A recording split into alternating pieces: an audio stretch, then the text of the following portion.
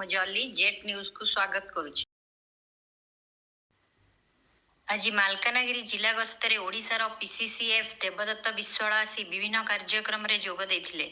प्रथमे गोविंदपाली ठारे पहुंचबा परे मालकानगिरी डीएफओ प्रताप कोटपाली और माथिली रेंजर वासुदेव नायक पीसीसीएफ को फूलतोड़ दे स्वागत करथिले। परे सेठारु बाहरी मालकानगिरी कृषि विज्ञान केन्द्र रे होइथिबा बटनिकल गार्डन मध्य शुभ उद्घाटन करछंती।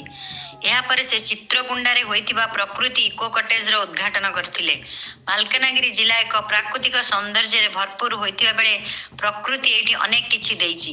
तेणु एहाकु गुरुत्व देई पर्यटन रो उन्नति पई सरकारक पक्षरु थिबा समस्त सुविधा सुयोग मालकानगिरी जिला को प्रदान करा जिवो बोली पीसीसीएफ श्री विश्वाल गणमाध्यम को सूचना दैछंती। अन्य मानक मध्य एसीएफओ लिली अमान्यता मालकानगिरी रेंजर जगन्नाथ बिशोई और अन्य वन अधिकारी एवं कर्मचारी उपस्थित थिले।